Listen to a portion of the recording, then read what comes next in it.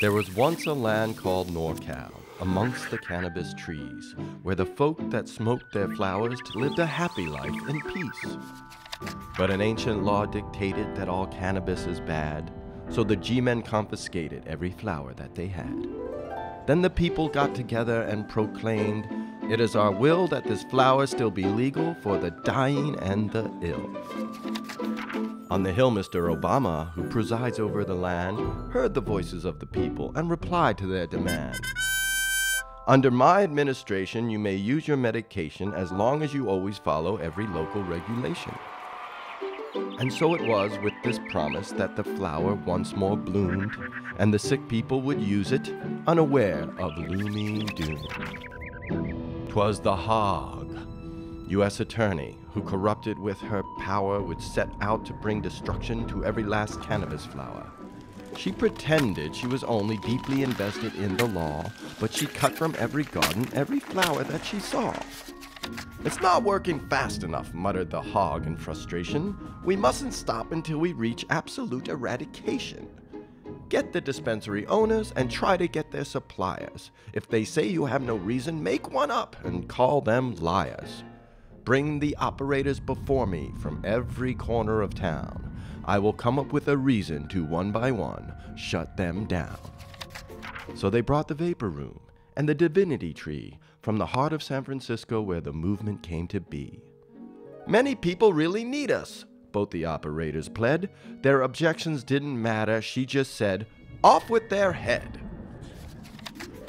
The head of Oaksterdam College, a man ahead of his time, had once made a proposition that cannabis not be a crime. All his work was not rewarded, and he was punished instead, when the Haag in fuming fury simply yelled, "Off with his head!"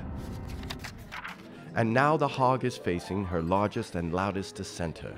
They have brought into her courtroom the Harborside Health Center. In 6 years, 100,000 patients walked through their doors. Harborside was also featured in the TV show Weed Wars.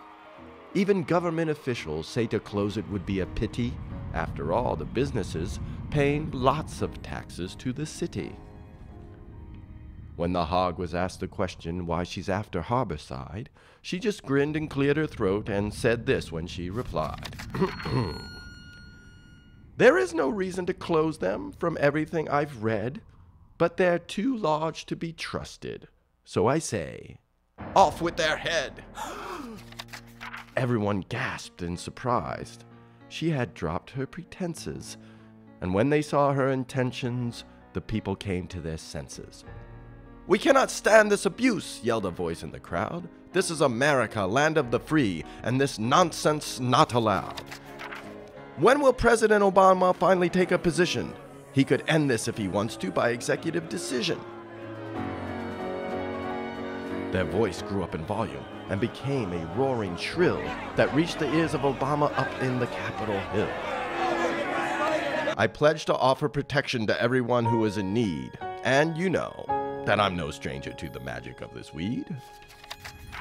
Haag, you're abusing your power. I heard everything you said. I hereby end your appointment and make you smoke a spliff instead." And so arrives the conclusion of our political spiel. But this fable's not a fantasy, it's a nightmare, 'cause it's real.